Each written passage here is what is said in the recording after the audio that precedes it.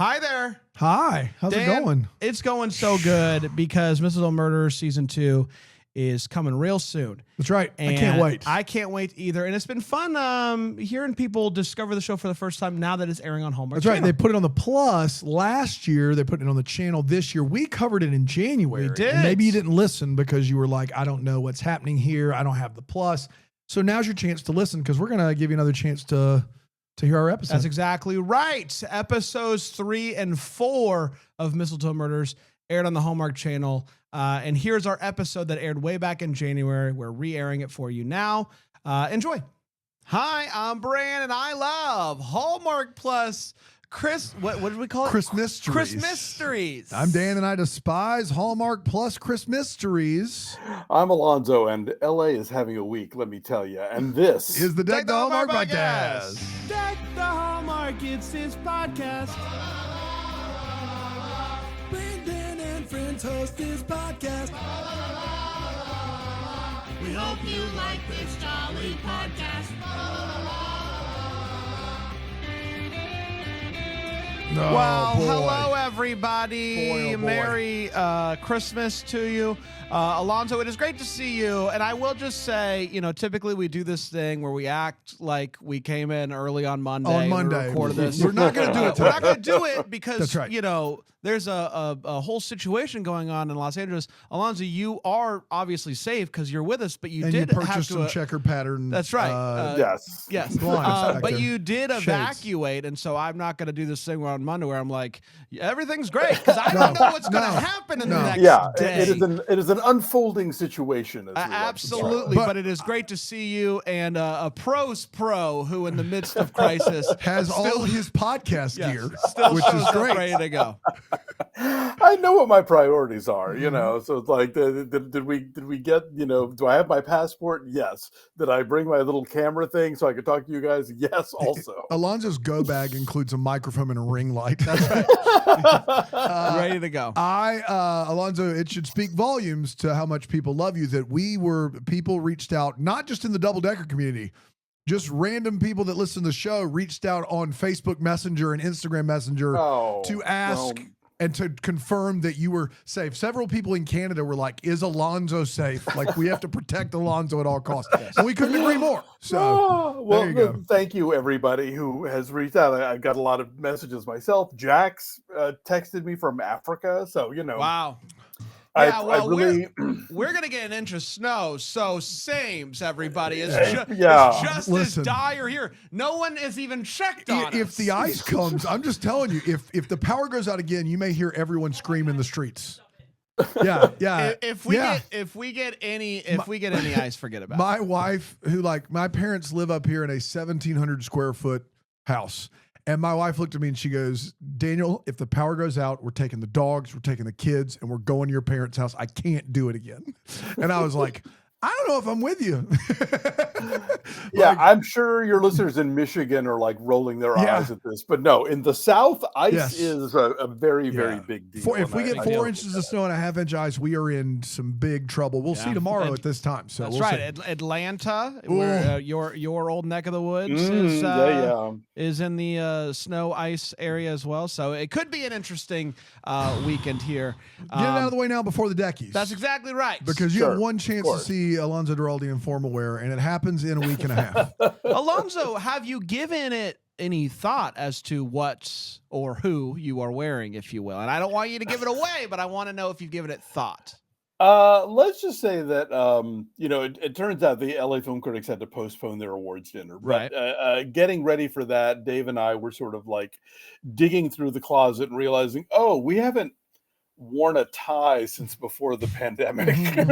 So it's been a thing of just sort of like rooting through and figuring out what still fits, what still works. And so it will be something hopefully memorable, but yeah, it will be my first outing, even trying, to look, like dressy in a good long while. Well, if you can't find anything, we could always, when you get here, we could do a vlog of us going out and picking out tuxes, do a montage. Yeah. We love a montage. We'll do the whole makeover sequence that you see in all the movies. It'll be a whole thing. Don't tease me with a good time. Did you hear about the scandal that we overcame here at the office? I heard there were some voting shenanigans. Yeah, the insurrection that we conquered here. Yeah, It was that's exactly unbelievable. right. We stopped the Mayor steal. Daley's numbers Listen. were like more than the population of Chicago, Yeah. apparently. and- Listen, the first week of January is always tough, and we have figured it out.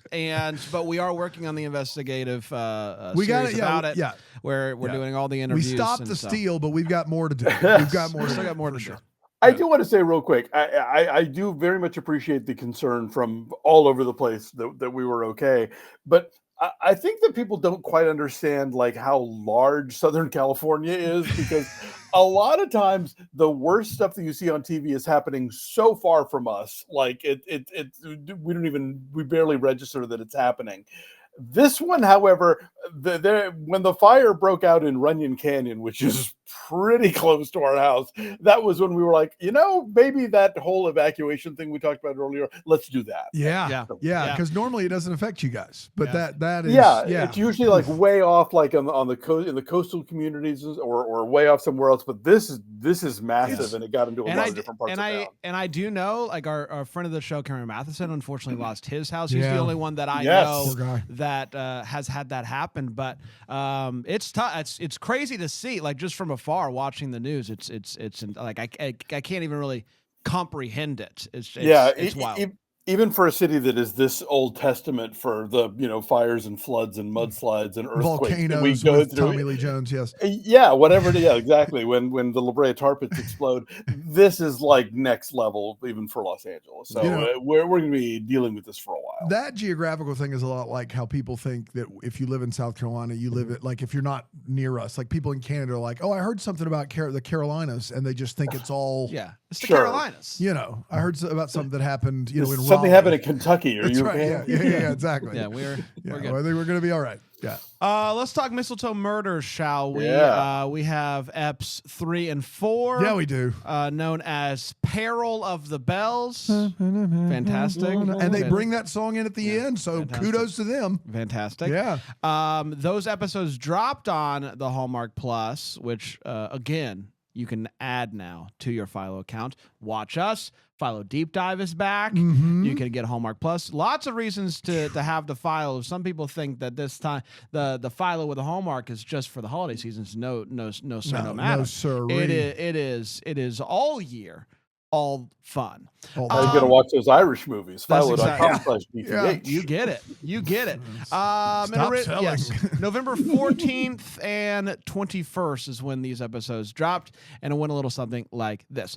The episode kicks off back in the shop, and Christmas is in full swing now on the date. I don't know when it is, but Christmas tree lighting is coming up, so you do the math. Emily hears some Christmas carolers, and she gets pretty excited about this. She's always dreamt of Being in a choir. Christmas. Yes. And so she goes out and she's just kind of like enjoying herself, kind of. The lead singer, Debbie, who's doing like a solo, she's making some choices, you might say. Then suddenly a giant sleigh falls on her, and we're like, oh my gosh, she got pancaked to death. She's gonzo. She's not. She is not dead. It actually fell in the perfect way for her to not be injured at all. So it's dope. Cut to Emily waking up once again from a crazy dream about her past life. She grabs some coffee, opens up a briefcase, and she looks at a picture of what we assume is her family from a past life. She grabs a USB drive that's going to shield her identity while she does some searching on the computer. She's trying to track down someone known as Chimera. Chimera. Gotta, Chimera, yeah, and that's the na, na. person that is responsible for the thing with They the are responsible explosion. for the thing. Back at the store, Emily is greeted by Brooke Carmichael, who is part of the choir, also known as the Bells. And she wants to put up a flyer for the concerts at the Christmas tree lighting and tells Emily that some of the Bells think that this accident that happened is not so much an accident at all, because some other things have been happening, including the death of a member. Clara's dead. She was killed in a hit and run, though. It's not related necessarily to the choir, but it's a coincidence at the very least. So Emily goes to check out the sleigh that fell, which Sam is also looking into.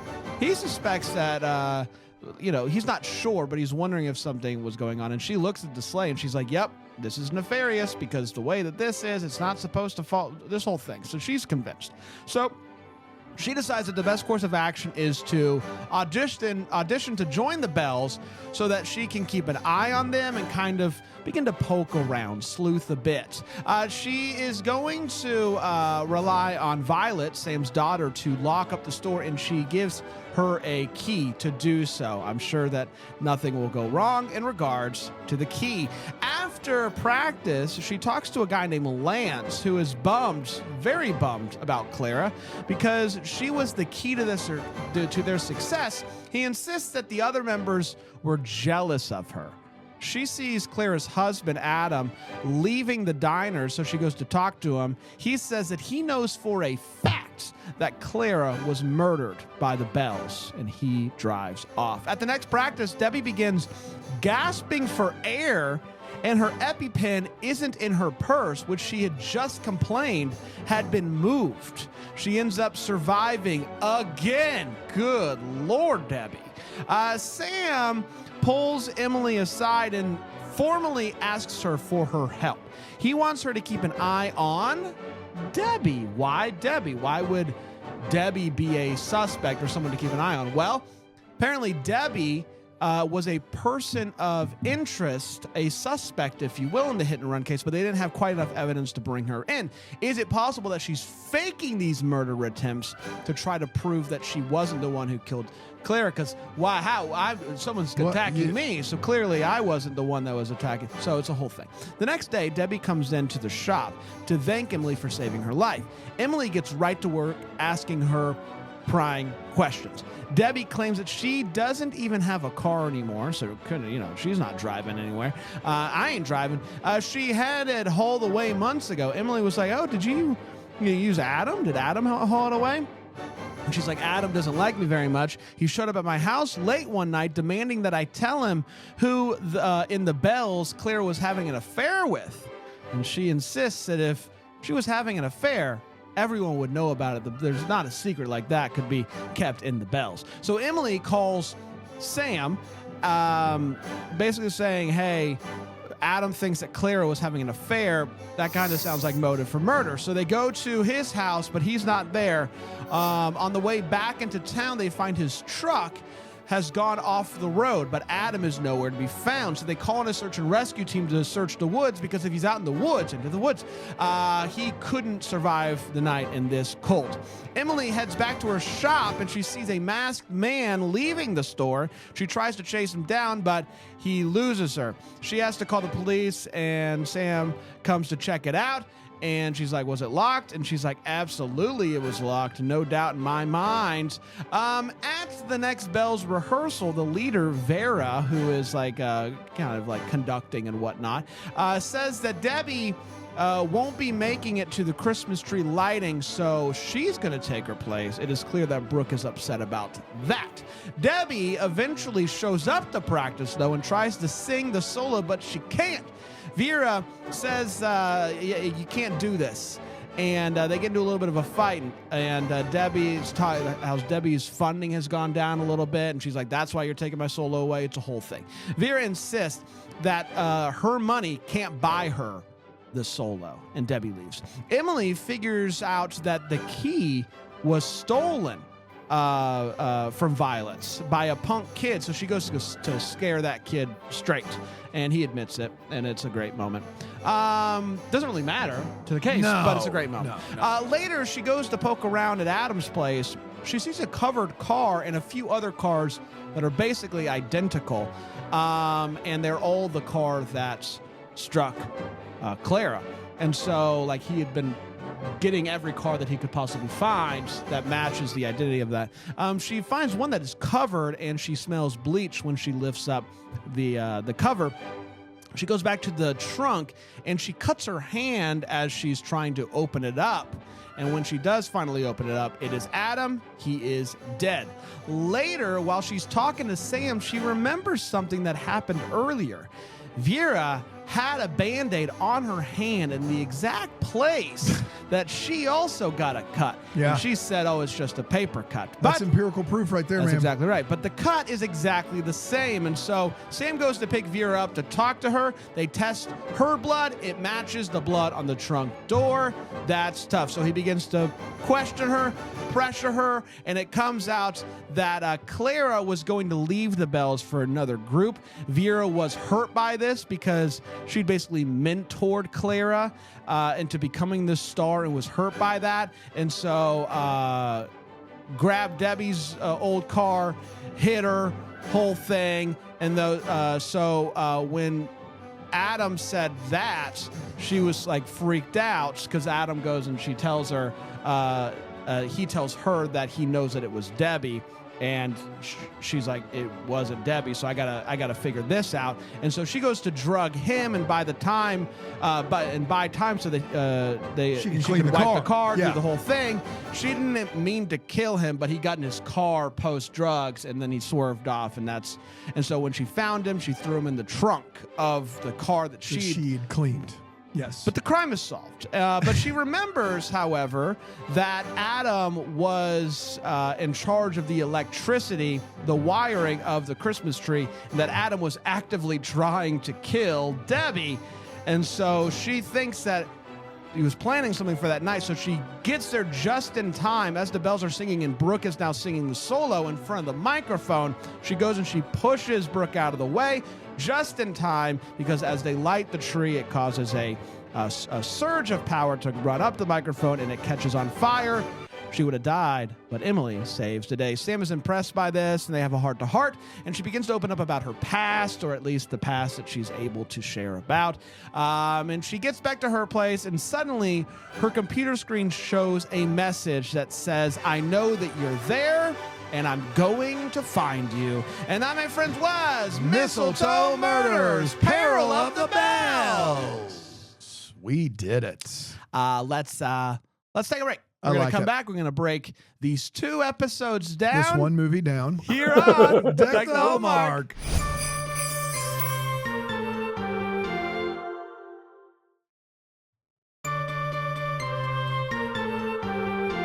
Welcome back, everybody. We're talking Mistletoe Murders. We're talking Eps 2 and 3. Sorry, 3 and 4. Yeah, well, here we go. Because I know how to count. You got it. That's right. Let's get to the hot take, so we share exactly how we felt about these things. Let's start with you, Alonso. Alonso, what did you think about the Peril of the Bells?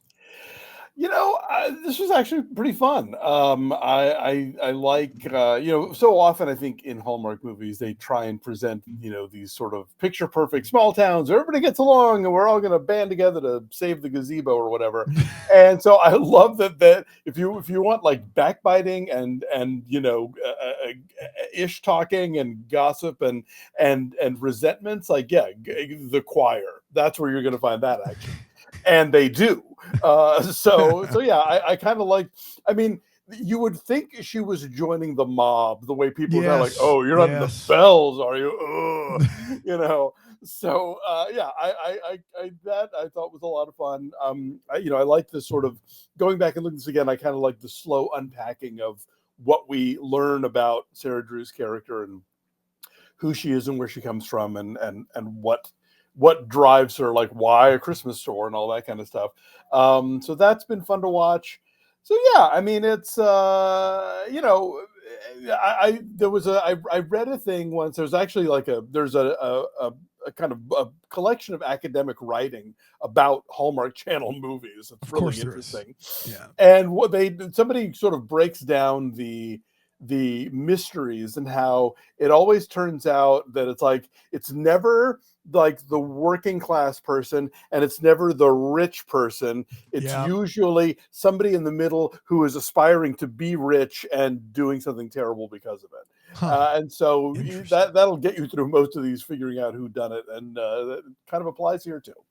Yeah, I thought that this one was really fun, and everything I said last week about Sarah Drew remains true. She's so good in this, and the narration is really The fun. narration's great. The little things that she adds in these short little gaps are like, it's really fun, and it makes me very happy. Because it's one of those things that I feel like there's been other times where Hallmark has done like, hey, we're going to do narration. And then there's like half of the movie or runtime of something that it just doesn't have it. And then it's like, oh yeah, we were doing this thing. And so they do it consistently throughout this. And I really like it. And I think that her and Sam have wonderful chemistry. I thought the whodunit in this one was really fun as well. And what we heard was that it gets better as it goes on, and I think that is proving itself to be true. I enjoyed this one and the mystery of it more than I enjoyed the first one, partly because the Bells were really fun and they had some fun characters, but also I just felt like the little, to your point, Alonso, the breadcrumbs they were revealing along the way, what it was keeping me at least really engaged, and so I appreciated that. I did, the how done it didn't love all like the explanation of it and the paper cut and the thing, but overall really, really good. I really enjoyed this. Dan? Yeah, a lot of my feelings for the first one, I would just amplify those. This is better. I mean, it is definitely better than the first two. The mystery was fun. I think there's a lot of contrivances with this mystery and with some character actions and motivations that are just bonkers crazy. But the fact that I get to there means I cared enough to invest. So that's a big deal.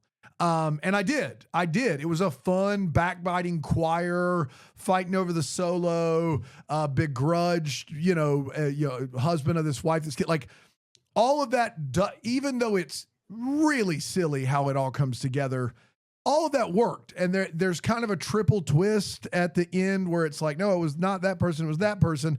And oh no, the thing's still going to happen. And then you get easily the best 5 to 7 minutes of this thing, which is Sarah Drew's performance at the end of this movie, where she finally like opens up to somebody against her better judgment and becomes vulnerable and talks about what she hopes for her life and does it in a little bit of coded language, but does it sincerely and honestly and very intimately. And I think that moment at the end carries this thing a long way. I mean, even if the mystery's bad, that it ends with with Sarah Drew and her narration and that ending scene.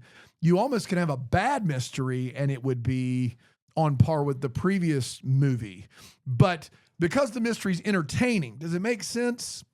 No, but it's entertaining. And so I had some more wait what's in this one than I did in the last one, but I had a lot more fun in this one than I did in the last one. And I'm more on board now than I was before. It's time for all the feels where we talk about what in this episode gave us feels. Alonso. I admire the fact that Sarah Drew is, I guess, doing her own singing here, but that they don't Jessica Lowndes it. You know, like in her movies, I was like, "Oh wow, you're amazing," and here everybody's like, okay, sure, yeah, fine, whatever, And so I love the fact that like this was not like a reverse engineered thing for everybody to talk about what a great singer Sarah Drew is, but for her to sort of gamely play along with the premise of the episode and have everybody kind of tell her, I've never bought more someone that says, I've always dreamed about being in a choir, which is one of the dumbest lines of all time, but then showing up for a choir 30 years later and only being okay because they've not put any time into it. I thought it was exactly what it should have been. And I'm even willing to forgive the I always wanted to be in a choir line after we get that final scene, because that you do get this idea of like her childhood was disrupted. It does help. It does help because it really, what she's saying is I've always wanted stability, but yes, unlike this movie would have you believe, choirs are pretty easy to find and this is also true. Like, even if she grew up in the foster program, they could have still worked in a choir. Like I was a part of 2 choirs as a kid against my will. Like I had to be in 2 choirs. So like you can't choirs are there for the taking. But I know it's about stability. Yeah.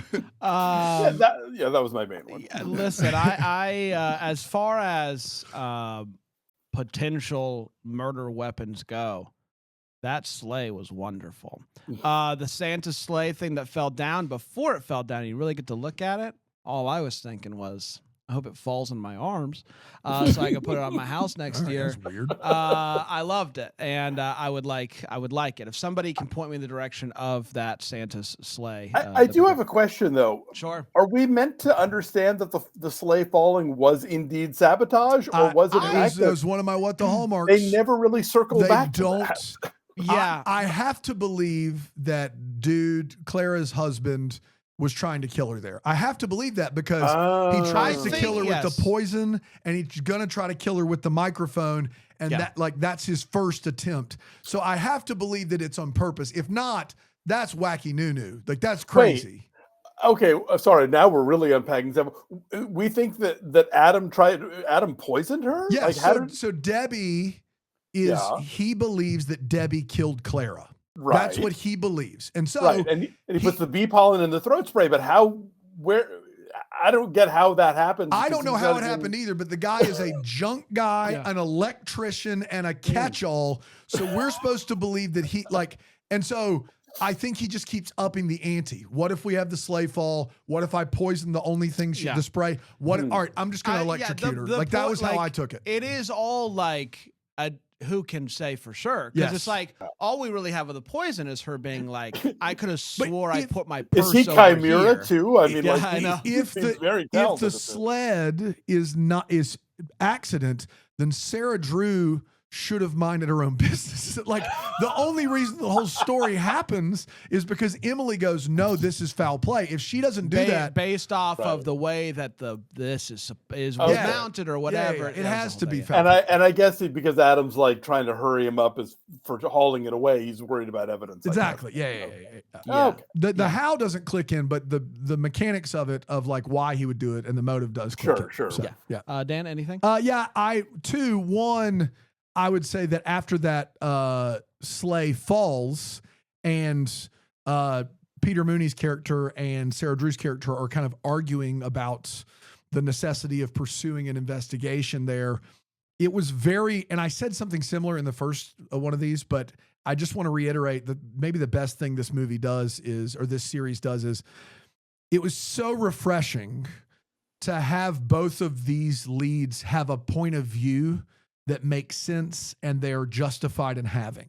And I know that sounds like a small thing, but we're talking about Hallmark. And so when she's insisting that this is foul play, she's drawing on her years of spy training and whatever she's been doing, and it doesn't sit right with her, and it makes sense. And this small town police officer is drawing on his years of being a police officer to go, hey, there's not enough here. Like, we've got things to do. There's not enough. And neither one of them are wrong. Right. And I just appreciate it. I appreciate the fact that you don't go into that going, why is the cop so stupid? Or why is Emily so stupid? They both have a legitimate POV, and it's nice that they're both right. Neither one of them are wrong. Sleighs fall all the time. Sleighs fall all the time. And then also my feels was the fact... How mad are you if you're Adam, though, about the sled? Like that couldn't have fallen in a worse way for me. Yeah, that's tough. That whole thing is a wait what, but it is tough. You're right. I love it though. Yeah, of course you do. I'm also very happy that even though I said it was in the box, my theory that someone out there knows her and is coming to find her and is gonna tell her in some cryptic way happened this week. So I was ahead of the Mistletoe Murders, and I was very, very proud. We of don't know myself. for sure that nunchucks aren't in the briefcase. Nunchucks, they could be. They could numb you. You couldn't feel a thing. They could and then the nun comes out of the wall. I will say this. I want to bring up Shelby's comment. Choirs aren't easy to find if you're looking for one not in a church. That's not a bad point, Shelby. So if you've always wanted to be in one, but you know, like Marv and Harry, they drive by a church. You're like, I'm not going in there. I'm not going in there. She, because of her past, she doesn't want anything to do with it, or she just doesn't, or she has a bad experience with the church. Yeah. Could be myriad of reasons why not to go in church. And so then, if you've always wanted to be in choir, I would Yeah, love to be in a secular handbell choir, but I just don't know if those exist. I don't.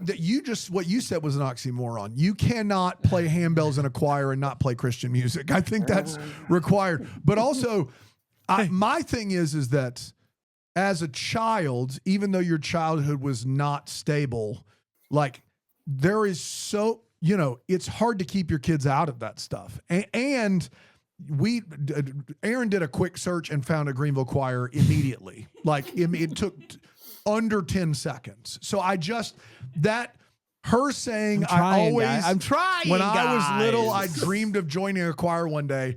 It gets 10% of a pass because she just wanted a normalcy. I dreamed. It gets 90% of write a better script, please. That's what it gets. So I think you're just mad about the choirs you were forced to be in, and so you can't even wrap your head around the idea that somebody would willingly put themselves into that. The people that had to hear it are mad too. Oh, you said it. You said I wasn't the only one required to be in there. It was a bunch of us. It was a bunch of us in that church one and the school one for that matter.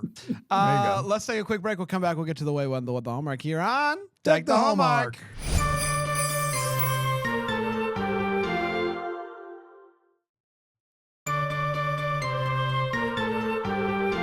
Hi, everyone. Hope you're doing well. We're talking Mistletoe Murder, the Peril of the Bells. We're at the Wait What part of the show, so we're talking about what in these episodes made us go, wait, what? And I'll start with you, Alonso. So I have a long-standing practice as a male film critic to not talk about women's appearances because I think there's a terrible history of that, and it's beside the point. You hear that, Dan? What? But catching strays over here for no reason. We're having fun, aren't we? Yeah. I think this falls into the category of costuming, so I'm going to bring it up. Debbie's wig is a hate crime. It is, as my friend Tony would say, it's one thing to take the wig out of the box, but you got to shake it. Like it is. It's so terrible and just screams wig from the next county. Maybe that's how she survived the sleigh falling on her head. Yeah. The wig has those wig was an extra line of protection. That's right. Yeah. All right. So we have established that Emily is like super spy, Sydney Bristow. She's Sydney Bristow. Yes. You're right. Yes, she is Alias. She can't chase down a teen perp in a balaclava, like one Christmas tree knocked down, and she's out of the game. Like she's rusty. No. She's rusty. She's got to reflex those spy muscles. Clearly, because like if the local high schoolers can outrun her. I knew it was the brother before they zoomed in on the picture. Well, Roger Ebert had a thing that he called the law of economy of characters. Yes, yeah, exactly. The brother's the only one left. You see that guy pull up in that car and explain that he's the guy that can drive people places, and he pretty much, and then you see that he's white, and then you're like, all right, well, I've got him. And he's a jerk, So like that's all done. We hear a lot about the viral video of Brooke singing the solo so badly, and that's why they never want to give her the solo again, but we never get to hear it. Uh-oh. I want to know, I want the details of just exactly what did Brooke do? Because look, I'm sure much in the same way that like the Happy Holidays asks us to believe that two dogs lying next to each other is going to become viral video. It's going to be good stuff. If you are a bad singer in a local small town choir, I think you have to hit a certain level for that video to really get out there into the world. What I got from the video is that she never sang. That's what I got from the video. Like they kept freeze? Yeah, like they kept waiting for her, and they're kind of like on a loop in the background. Like when are you gonna do it? That's just sad. And so that was my take on the clip of the video that we saw, is that she never actually sang. It all seemed a little bit a little coy. I wanted a full detail give me a full screenshot of that video, and then finally, and now that I say this out loud, I realize maybe it's not a wait what, but I would think that if you have a choir at a tree lighting, the choir sings. And then they light the tree, and then maybe the choir sings again. But does the choir sing while the tree is being lit? That's what they did in this town. This is the first one, and we've watched hundreds of these, where the tree lighting is not its own thing, but attached to a song of some sort. That is a more than fair wait what. I've never seen it before. No countdown. We're just gonna when you hear this note, that's when we know what's happening. It seems to me like the mayor has something to say. And it's a whole thing. It's a countdown. It's a big deal. Or if they're gonna sing during, they would be singing "Oh Christmas Tree," right? Yeah, I mean, something. Of course. So when the sleigh that I mentioned was falling, Dan and I were like, "Oh my gosh, someone do something! Nobody does a thing. Someone do something, please!" Or because they like hear some noise first and they look up and then it begins to. They don't do anything, and Debbie doesn't do anything. Debbie doesn't do anything. But I'm Frozen. like, I'm like, let's She's see how got this wig power. let's see how this plays out though, because it could be that the whole choir's like, in on it. That's right. So that's why they didn't do anything. They all take one step back. Yeah. That's right. No, it just turns out everyone was frozen. Turns out they're bad friends. That's right. There's no you could have just grabbed her coat. Nobody even reaches something. for her. It's like, well, and maybe they know about the wig. Maybe they know like it's gonna be fine. She's got the wig. We're good. It's literally impossible to kill her while she's wearing wig. We know that. That's like something that's been proven. And so maybe they know it, but since none of the people in the choir are the ones responsible for this, they're just bad friends. They're terrible friends. And bad choir members. An entire group of people stands completely motionless as a giant fixture falls upon someone. No one does anything. No one screams. Nothing.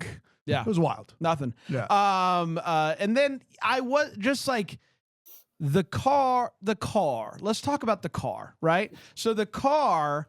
Adam finds the car. Yeah. Brings it back to his place. He's like, got him. Debbie's car. I know I'm going to be able to figure this out. And so Vera goes. That's right. And is like, all right, I got to get rid of my prints because I know they're on this car. And so she cleans the car. That's right. And then she figures out that he's dead. She drugs him, and then she finds him dead. Correct. And so she puts him... This is one of the dumbest things of all time. Is that your understanding, Alonso? She puts him in the trunk? In the trunk. Yeah, because that's how she cuts her of hand. the car that she just spent cleaning. That's right. But her prints would have been on the car anyway because she drove Debbie to the hospital. But after Debbie is gone, she finds the car at Adam's place. Right. So... the car is there, and she realizes. Right, but what I'm saying is her prints would have organically. She has a reason for why she would have. She drove Debbie to the hospital in Debbie's car, so she wouldn't need to. So it's dumb that she cleans it in the first place, and then she cleans it, and then decides to store a dead body in the car that she has wiped clean of evidence. That will dispel suspicion. That is like worst criminals in America level. Yeah. That's terrible. Yeah. Yeah. Like, I couldn't believe it. Dan? Yeah, I also had a real big problem with the whole cut thing. First, have you heard about the first one? It's the deepest, dude. That was my understanding of it. So Vera's cut's a little bit deeper. So clearly Vera and Emily were wearing the same gloves with the same padding because their cuts, Emily's wearing gloves that she loves that are very much, she cuts her hand in a very specific place. So basically, she then brings the cop in, Peter Mooney's character in, to bring Vera down to the station for questioning based upon and only because they both have a cut on their hand in a similar location. Listen, I'm not Johnny Cochran. I can tell you right now, my client is not going anywhere near you because she has a cut on her hand that could be from literally anything. Like, literally anyone I know, I would tell them, don't go to the police station. I don't even care if you did it. Don't go to the police station. Oh, when a police officer asks you to remove a bandage, tell them to come back with a warrant. Yeah, it's called the Bill of Rights, mofos. Like, are you kidding me right now? Her cut is the exact same color and length, size, everything of my cut. She did it. There's no other place with sharp things. What? I was almost done with this movie when we had her put a body in the back of a cleaned car and then get arrested for having cut. Well, the good news is you could have been done with just part 2 because they're That's right. episodes. So That's right. you That could is have good. still That is enjoyed the very first good. part. That's very good. That was brutal. Let me tell you what else is brutal. There's a scene. I don't know if I've ever gone from the highest of highs on a movie to the lowest of lows in this movie. When Emily decides she's found out that it's this kid who has broke into her store with the key. And she says in the narration, I'm not going to let the cop, I'm not going to take him to the cops. I don't think that's right. I'm like, you know what? Good for Emily. Good for Emily for being like, this kid doesn't need a record. This is something that isn't in the purview of the police. I can deal with this, and it's great. And I was like, awesome. And instead, she gives him lifelong trauma. She decides he doesn't need to go to the police. He needs to be strangled with a seatbelt. Probably has some burns on his neck to remind him that every time he sits in the driver's seat of a car, he could die. It's called Scared Straight, Dan. Emily is like, the police, F those guys. I'm going to be a lot more humane about this. I'm going to strangle him with his seatbelt. I'm going to strangle him with his seatbelt, and then he'll know. That is terrifying. Instead of getting this guy a slap on the wrist from the police, she gave him trauma forever. And that little punk's going to come correct now. That is absolutely brutal. What else is brutal is learning that the warehouse that blew up that she's in her flashback is in the warehouse district. A little on the nose. Couldn't think of anything else or call it nothing. It was in the this is the district. We actually gerrymandered the whole thing, so it's all warehouses. Only one guy actually gets a ballot to vote for warehouse district. That's right. This one guy who owns all the warehouses, he's voting for the warehouse district. And then lastly, she has the gall to say, I have one employee, but please apply. I may need a second employee for the summer rush. She can do Christmas with just her and one employee. But July comes around, gonna need to double up. This town gets it. Gonna need to double up. This town, you want to get it early. Yeah, that's all I got. It's time for What the Hallmark is, where we wonder what could have been. Maybe have some clarity questions we still have. Alonso, what are you still wondering about after seeing this one? I'm wondering what the ratio is regarding how many murders have to take place before your small town choir disbands. Well, that is similar to mine. Mine was more specific, but I like that one. Mine was, Debbie's still showing up, huh? Debbie gets a sled chucked on her. She's committed to the bit. Then gets her own throat spray poisoned. She's only the attempted murder only happens when she's with the choir. And she, after the second attempt of murder by someone she believes in the choir, she comes back for a third one. I couldn't believe it. To get that solo, and she's not going to fritter that away. Debbie, you got to stay home. It's not about the doctor. It's just about your safety. Sweet Deb. Listen, you got to sing. Debbie's got to sing. Don't make her sing. Don't make her sing. So Violet is left in charge of the store a lot in this this movie, and she's left in charge of locking up, right? Mm-hmm. But then she loses key. But then apparently she's also still able to lock up without key, because they make a point of Guy finding key and using key to open the door. Is her store only a little boy? Doesn't have deadbolt? Because if you can lock it from behind, no problem. But then why would you need the key at that point? To maybe because Sarah Drew does a whole big thing about going, you ready for a key? You get the key. Yeah, but maybe you would still need it in the morning to if she needed to unlock alarm code also. Yes, correct. Yes, but is her store only single lock that she could lock on her way out without key? But then would only need key. But then I don't know. But the fact that the door was still locked and the guy needed the key to break in, or at least that's what we're told, leads me to believe that she was still able to lock the door. So I don't know. Yeah. Well, I think that the day that he does it, Sarah Drew locks up, but she loses key in back of car. He grabs key and unlocked door that Sarah Drew had locked. So between her locking, losing the key, she never had to lock it. That what he just said makes sense. Great, yeah, wonderful. I like that. That's wonderful. That's one. My other one is these two try even less to make this not a movie than the first two. I honestly am like am thrilled that these exist. I love how bothered you are by this. I understand all of it, but if you want me to think it's serialized television, make it serialized television. Like make the episodes. But there have been shows that have done things. Not like maybe it's a 2-episode arc, maybe it's 3-episode arc. You know. Yes, but episodes tend to stand on their own. I mean, in the first one, we get an explosion tacked on before episode 2.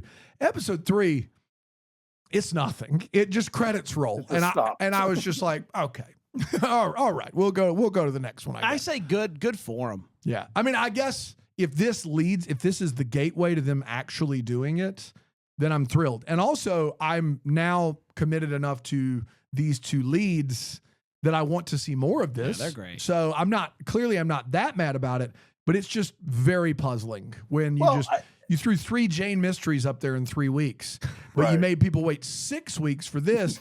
And if you watched episode 3 and the credits just started rolling, you had to wait a week for episode 4. You'd just be like, why did I even I should have just waited 2 weeks. Like, there's no beginning, middle, and end of any kind. I mean, it doesn't make any sense. Yeah, like Holidays, which we'll get to, has a structure that requires it to be episodic. Love it.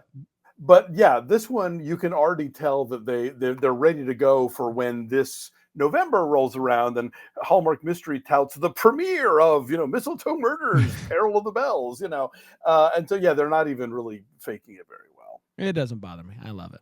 I say bring it on. I wish they were all like this. Yeah. Way to make up for it. Nicely done. The Wheel of Cheese. We did it, everybody. Congratulations to us. We're going to be back tomorrow with Polar Opposites. Is that the next movie? Is that the movie we're doing? Yep. And Polar Frozen Opposites. Fish. Frozen Fish. That's exactly right. From what I understand, there's only one place that you can hear Alonso Duralde rank his top and bottom 5 or 10 movies. Who can say? From 2024 Countdown to right. Christmas. And it's by joining Bramble Jam Plus. That's exactly right. Mm-hmm. That's exactly right. It's the one way to hear it. You want it. That's you right. Want it. You You wanna know. need it. That's right. You need it. Alonso evacuated for this. That's right. He brought his podcast gear for this. He brought the gear. Let it not be in vain. BrainwashManPlus.com. Come hang out. We'll be back tomorrow with another one. Until then, maybe we're the first to wish you a Merry Christmas. Deck the Hallmarks of Bramble Jam podcast is produced by Aaron Shea. For more information on Deck the Hallmark, you can go to deckthehallmark.com. For more information on the Deck the Hallmark family, you can go to BrambleJamPlus.com. Deck the Hallmark is presented by Philo TV. For a free trial of Philo, go to philo.tv/DTH.